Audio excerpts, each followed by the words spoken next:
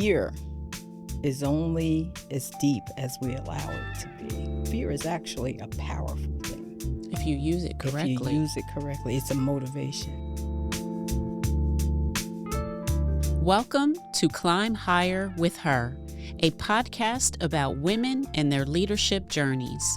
I am Darlene Repollet, First Lady of Kean University in New Jersey, and your host. As a former corporate HR executive of 25 years, I have a passion for understanding what makes leaders thrive. We are going to speak with women leaders from government to business and everything in between to hear their stories, share their valuable lessons, and gain actionable wisdom. Joining us today is a 40-year veteran of Merrill whose financial advisory client list reads like a who's who of professional sports, Broadway, and media entertainment. But Patricia "Pat" Barksdale is known for much more than her high-profile roster. She has built a distinguished career by trading assumptions for deep, thoughtful questions, providing emotional and personal guidance through life's greatest challenges. A graduate of Kean University with dual degrees in finance and economics, a Wharton-trained leader, and recipient of the prestigious David Brady Award for her client-first ethos, Pat brings a unique perspective on what it takes to manage high-performing teams in a remote world and bridge the gap between generations. Today, we're diving into her playbook for leading with heart, navigating the unexpected, and building a legacy that lasts. Pat Barksdale, welcome to Climb Higher with Her. Well, Darlene, thank you. Thank you so much for having me. We are going to jump right in, if that's okay. And of course, I have a ton of questions to ask you. The first one is, your client approach is built on care, consideration, and consistent attention. How do you translate that high-touch, personal philosophy into your management style that works for employees, especially given that your team isn't in the office with you every day? I understand you have a remote team that works in different states. So again, how does that high touch translate in terms of your management style? That high touch translates into my particular management style by getting to know each and every individual, getting to know each and every person and what drives them, what motivates them. The communication is so critical. And then taking a deeper dive into hot and cold buttons. So what do you mean, hot and cold buttons, and a deeper dive into that? How do you do that? By getting to know them and asking them, well, tell me about your particular skill set. When you're working with your team members, and then putting people in positions where you meet them where they are and allowing them to expand upon what they're capable of doing and then to grow from there. So I think I hear you talking about really not only getting to know a person, but understanding their strengths as well and how that plays on your team. Everyone is not great at everything, right? And That's so correct. as the leader of your team, you need to figure that out. That's right. And you do that by trial and error, various processes, because you may have tasks that are assigned to different individuals and that may not be their strength. So then you can kind of reassign that to the person who shows the strength in the area that you're working on. For example, there's someone that may not want to go through full training to become a full-fledged licensed, securities individual, but yet that person has the touch. She has the communication touch, has the client touch. And then she's not the driver per se or driven in that way, but then there's another individual who wants to grow, who wants to continue with additional licensing and registrations. And So we figure it out. Because the additional licensing and registration is going to be more technical, right? And require that aptitude versus the individual who you said is really good hands-on with the clients. That's and those are two very distinct, and someone might have both, but as you said, as a leader, knowing the differences in people. Yes. Is so important, because I think a lot of times managers may get frustrated Yes. if they believe that an employee should have a certain skill set or maybe perform better in a certain way. And let's be clear, a job description and goals are what they are, and employees have to meet those goals. But taking it from being a manager to being a leader is really understanding the nuance in all of that and how you pull the strengths out in people. That's true. That's very true. And oftentimes you can see it in just watching and observing functionalities and how they respond. Yeah. And then on the opposite side of that is how that client may respond to them as well. And Because so there's do you, differences, yes. so do you pit is not necessarily the right word, but do you pit your employees with certain clients based on? Absolutely. Yes, because there's certain strengths and then clients have certain, requirements. So I think it's important to kind of have a match off there. Very interesting. So, Pat, you've spent 30 plus years at Merrill serving a truly inspiring roster of athletes, writers, entertainers. Handling those high stakes relationships clearly requires, as we've discussed, a high performing team. So, how do you ensure that your team maintains that consistent attention and trusted relationships that have become your trademark? So as you worked your way up the ladder at Merrill, you developed a certain reputation in terms of how you handle your clientele. And so now, how are you ensuring that your team upholds that same standard? That's a great question. I am very hands-on with the clientele. And then even transitioning my practice with a group of individuals, had to learn their processes and how they work with their clients. And so by melding these two together, what I've been able to do is, it's very interesting, just highlight almost like a story within the client profile that talks about how they became a client, who might have been the key person in that introduction. And by giving that history, it helps when I'm not available in the office that they can pull that up and then see exactly where, who is this individual.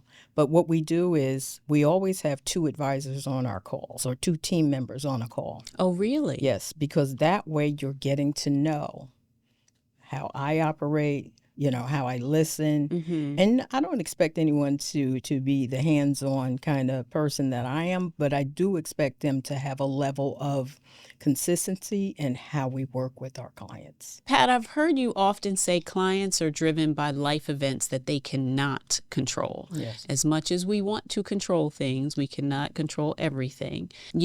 Things like career changes, illness, loss. And you've made it your mission to help your clients through some of life's most challenging times. As a leader, how do you apply that same emotional guidance and emotional intelligence to your own team when they hit professional or personal roadblocks? How do you deal with that in terms of a leadership perspective with your team? Internally within the team? Our team is extremely family oriented. Okay. So when there's something going on that affects one, we're all going to pitch in. We're all going to see what we can do to help the support. And I think that over the last several years, we've all experienced some loss. And sometimes at multiple, all of a sudden it's just across the board. Everyone's going through something. And not just loss, there's medical, there's health, there's just change. Right. What happens overall as we live. And we're very close. When I say that, we are like whenever we're together and we're at a conference and there's always someone else, and this always happened to us. They said we can always see how close you all are. You're like a family. Really? Because it exudes through the work that we do, the way we respond, the way that we just connect with each other. What do you attribute to that? Because let's be honest, that's not with every team. Every team does not feel like a family. So what influence specifically are you having to create that environment and that culture with your team? I think it's my openness. My openness in the I'm a very matter-of-factly person. So if it's something that, as a group we should address, let's address it. Let's work through it. And then we come up with a solution on better practice management or better, or, something that's for the benefit of the whole. Like my business partner always says, it's the benefit of the whole. Benefit of the whole. Benefit of the whole. Benefit for the whole. So it's not just an individual, it's for all of us.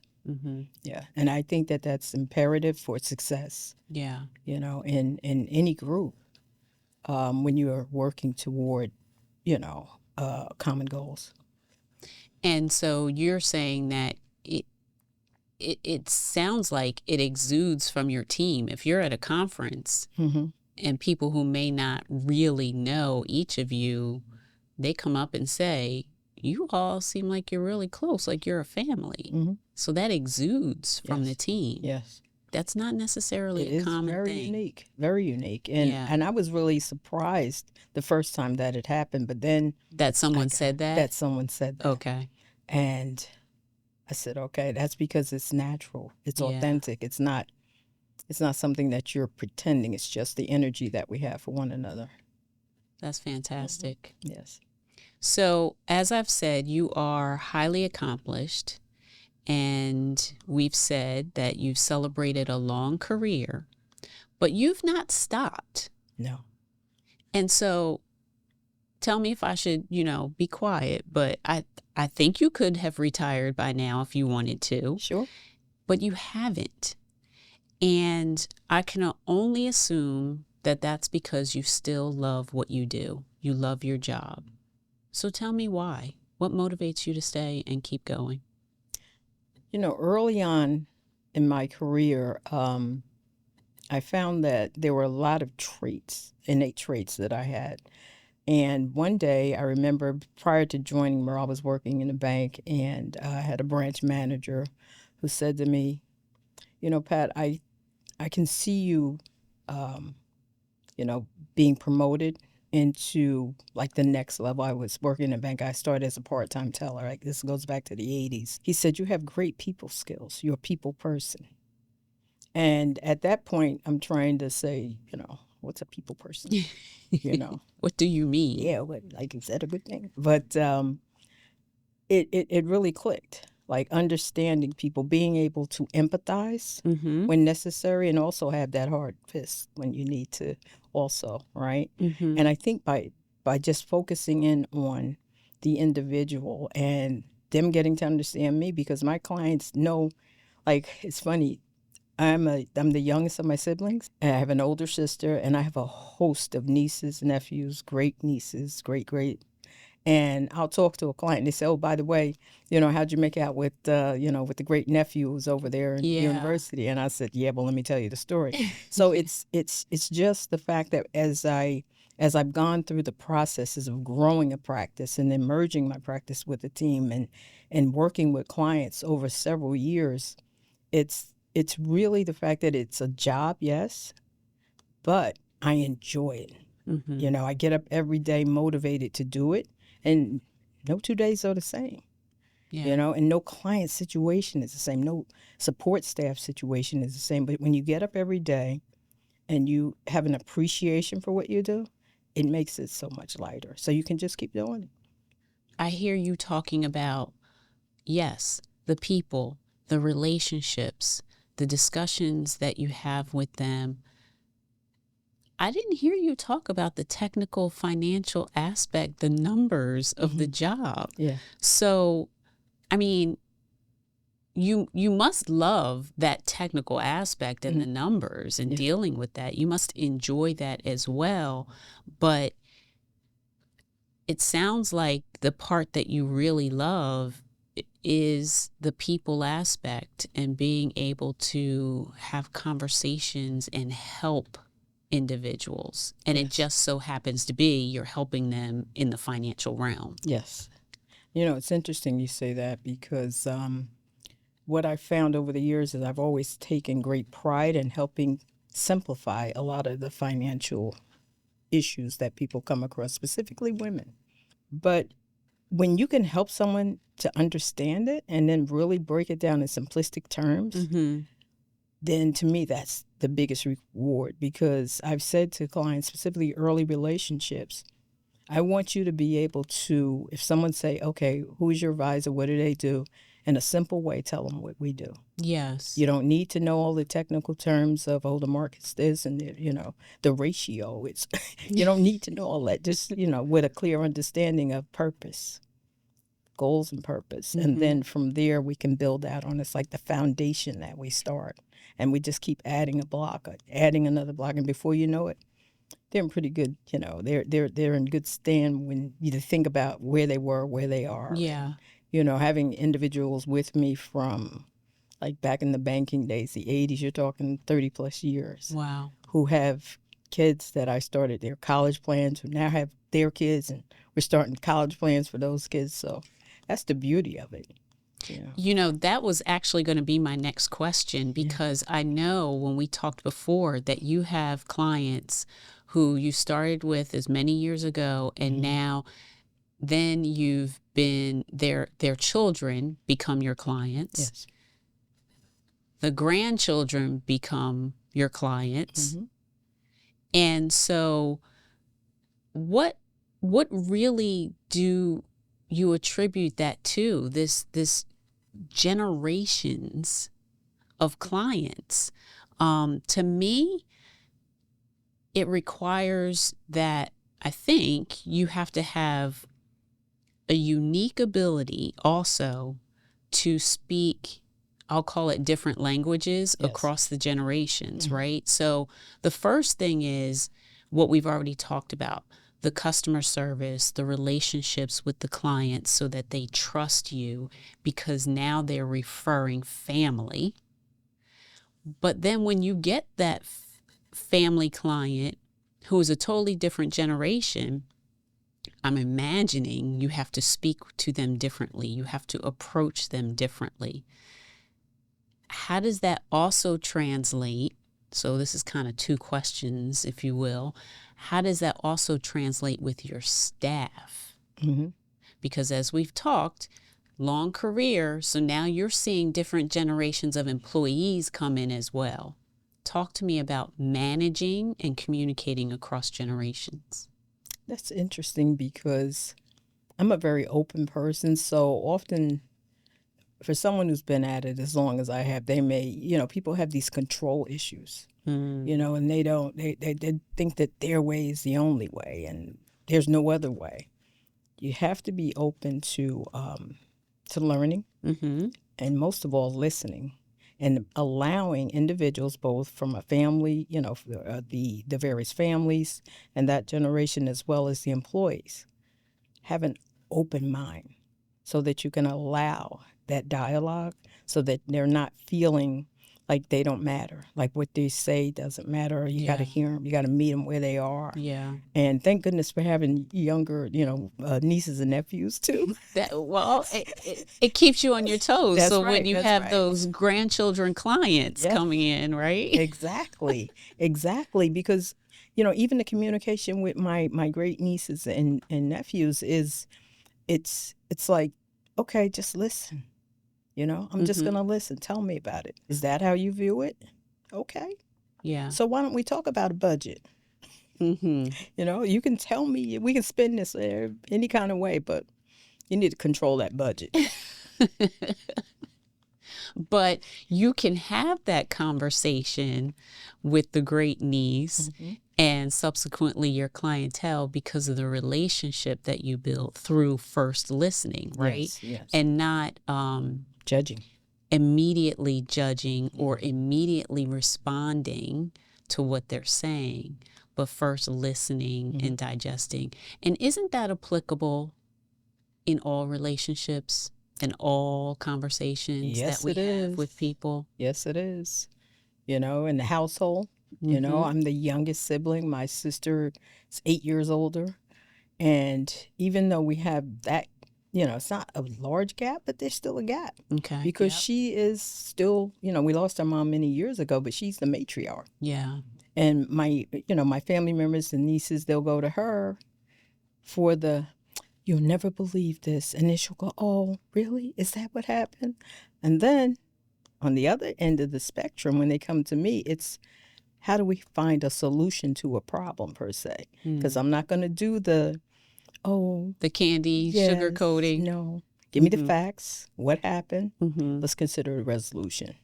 So that's that spectrum. And then, still, again, meeting everyone where they are. But my sister will always say, you better go talk to Pat. And then I'll say, did you talk to your aunt first?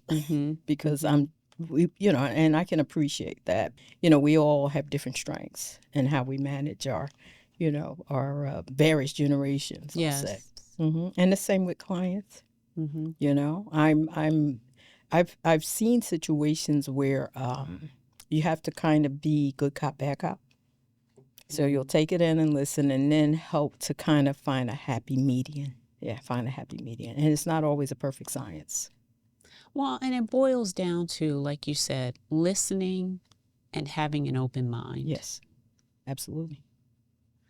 So I'd also like to talk about the fact that you have received numerous honors over the course of your career, Pat, from the prestigious David Brady Award, which for folks who don't know is one of the highest honors and awards that you could receive from Bank of America / Merrill, to being named a Woman of Achievement, among many other honors. You often ask your clients what is on their quote unquote bucket list and what kind of legacy they want to leave. So as you look at your own service to the community, for our audience to be familiar, you have served on the Kean Foundation as a board member. You Yes. are a current member of the National Association of Black Female Execs in Music and Entertainment. That's right. And so what do you hope your own legacy will be? That when you read it like that, it does touch certain emotion off. Yeah. Specifically the service to Kean on the board, on the foundation board. Yes. That was, definitely a highlight that I never anticipated in my lifetime. Wow. Never. That was never on my bucket list. Okay. I think that when I think about legacy, I think about my younger nieces and nephews, the greats, and the fact that being the first college graduate and the youngest of my siblings, I shouldn't be the last. And that it's important to also pull the others along with me. And whether it be through conversation, through some financial support, any guidance that can be provided. And, as I look out and, the family's still growing, because I have, nieces that are certain ages that haven't even started having kids yet, and it's like, wow, we still got a long way to go here. Just ensuring that everyone has a part of the blueprint. Okay. A part of the blueprint so that then they can pass that on. And it's generational. My parents were, hardworking, blue collar, working 3 jobs, 2 jobs, and my sisters, early on working multiple jobs. So you get a view of hard work. Yeah. And then as the youngest, me always having this curiosity to observe and, just to lead. Because otherwise, as the youngest, you're just going to get pushed to the side. So you got to find your position, right? But it helped to create leadership skills. Yeah. Just by watching and now being where I am in this, the number of years of my career, it's a sense of pride to be able to say, it's going to be okay. Even through challenging times that we have no control over, it's going to be okay. and the legacy still giving that guidance to let them know, yes, control the controllables. And what you can't control, just pray over it. Yeah. I live by that rule. So, a lot of times in families, we don't talk about the finances. We don't talk about the numbers. But I think I hear you saying that part of your legacy is sharing that and talking about it and educating, so that people don't ultimately take a step backwards, right? Each generation should do better than the next, but that does not always happen. No. And so it sounds like part of your legacy is imparting the knowledge that you have so that generations can continue to do better. It's true. And again, it's something that we haven't done over the years as a group, right? But I think that when we think about the key word being trust, so trusting, the individuals who are assigned to be aligned with the wishes of the individual who's going to pass that legacy on. So that trust and having understanding, it takes a team. It takes to have the attorneys in place, the documents in place, so that when the time comes to rest into the sunset, there are no gray areas. Everything is clearly written. And then to have the documentation that gives the guidance on the why, the when. Because it doesn't necessarily mean that everyone gets the same all at once.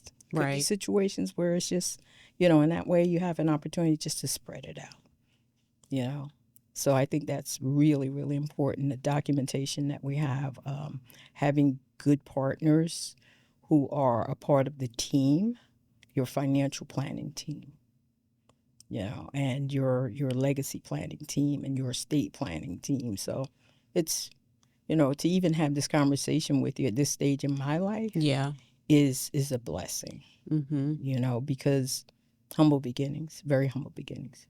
So, Pat, for folks in the audience listening, and you touched on it a little bit, but I want to kind of drill down on it again in terms of what guidance do you have for people considering leaving a legacy? And our audience is broad, right? So across different age ranges, where can people start with that are thinking that far ahead in terms of leaving a legacy? Because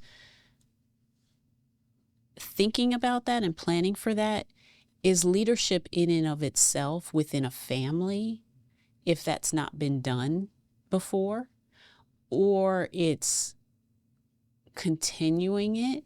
Yes. And so where can we give people guidance in terms of how they can start that?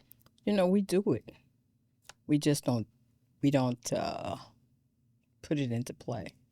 As an example, I had a tendency to work with groups of students back in, Newark, many, many years ago, with programs around just, understanding financial markets. Okay. We call it the Stock Market Challenge. But then there were other,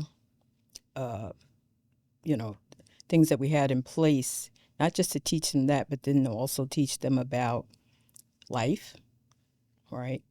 Going to like a food bank, bringing them along and showing them that as much as you may think that you are in a really bad situation, there are people that are even worse off. Going into homeless shelters, and then having these programs where we would teach financial education, the basics of budgeting, writing a check to the students, and then parents would come to pick them up, give them another 20 minutes in the session, so that the conversation around the dinner table was about what the student learned and then what the parent learned, and then have the student tell the parent, we talked about a budget today. Yeah. So then it's like we're doing it and we're starting in smaller places, but the pride that I have is that those conversations were so many years ago that there are young women now who have their families who are teaching them. Yeah. And the tools that they have, they're online. It depends on how deep you want to go. But from a family, like deeper into families, when we can share and we can show our families that this doesn't happen overnight. Yeah. Okay, you work hard for it. And then at the same time, think about someone who may not be in the position that you're in, and then carry that on. Think about where we began.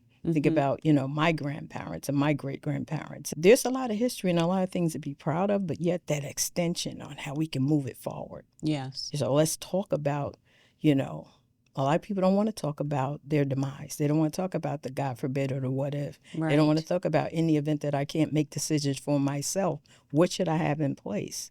Should I have a living will? Should I have a medical directive in the event something happens in here? And then the other part of it is, suppose something happens and I can't make a decision.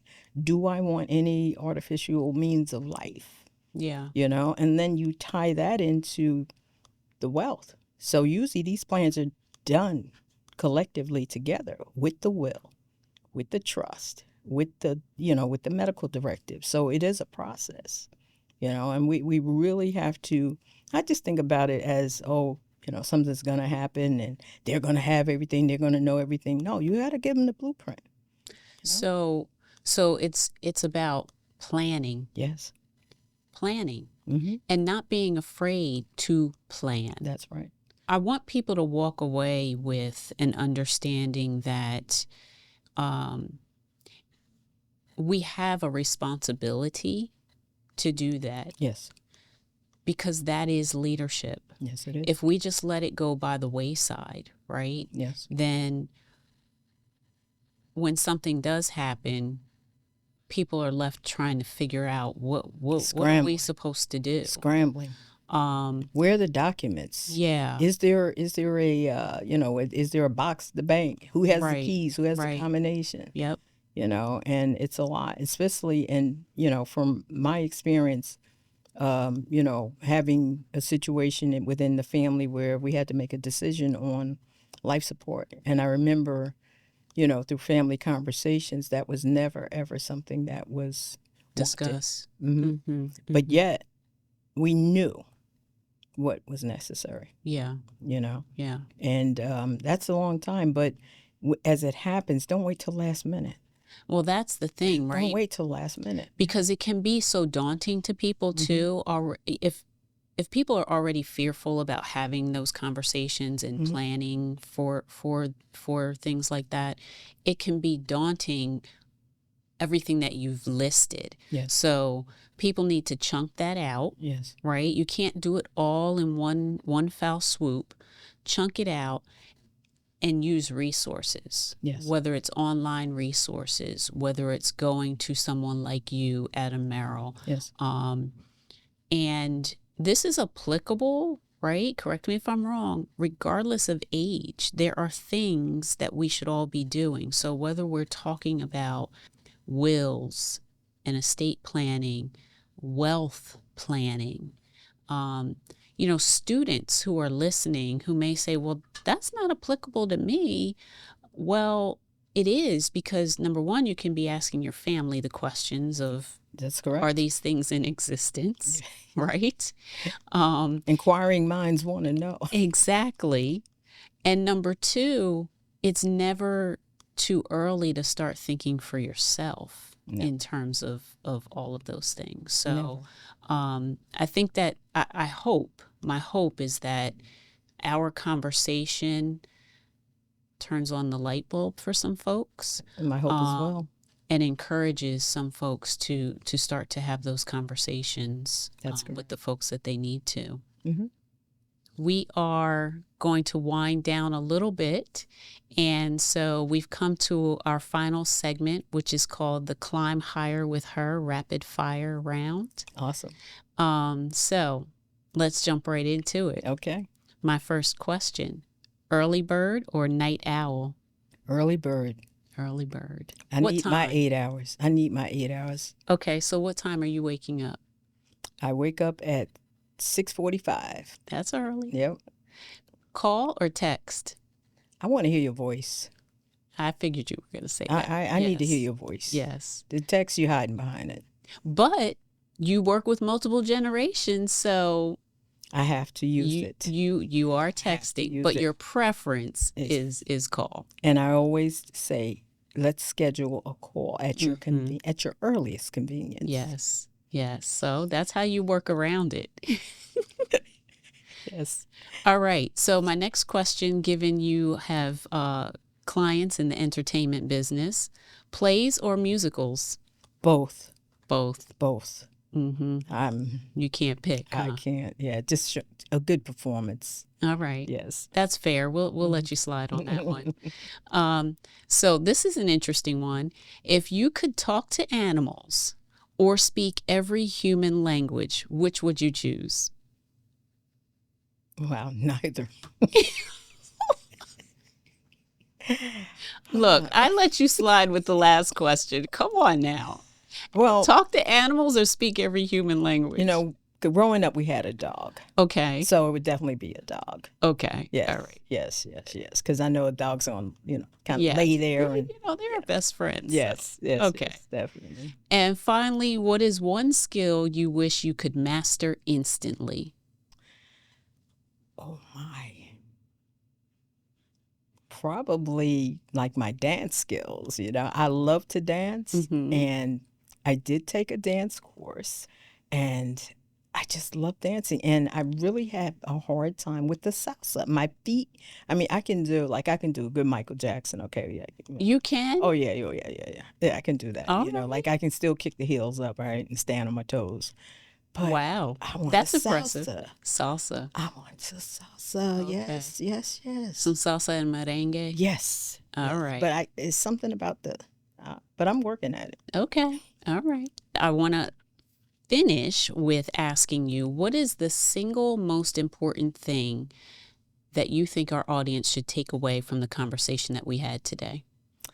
The single most important thing that I think the audience as well as our students should take away is fear is only as deep as we allow it to be. The fear of not attempting something different, the fear of not planning, the fear of the not knowing in financial markets, the fear of not knowing when you're going to find that the rubber's actually met the road. So it's okay to take steps back, to take steps forward, because fear is actually a powerful thing. If you use it correctly. It's a motivation. Yeah. It's truly a motivation. And also the fear of not learning about other people, because we talked early on about how your team is like a family. Yes. Well, that only happens if people are willing to open up. Yes. And get to know one another. That's correct. Yes. So fear, using it to empower us. That's right. It's very empowering. Yeah. Yes. Very motivational. And again, I want to thank you, Pat, for being here, for taking time to talk to us. It is rare to find a leader who can balance the dollars and cents of finance with the deep emotional work of legacy planning. Pat, your 33-year journey at Merrill is a masterclass in care, consideration, and leadership. Thank you for helping us to climb higher by sharing your insights on how to build a team and a life that aren't just productive, but truly purposeful. Thank you for being with us. Thank you for having me. Thank you for listening to Climb Higher with Her, a podcast produced by Kean, a proud research university. Subscribe, rate, and review wherever you listen to your podcasts. For more information, visit kean.edu/climb higher with her.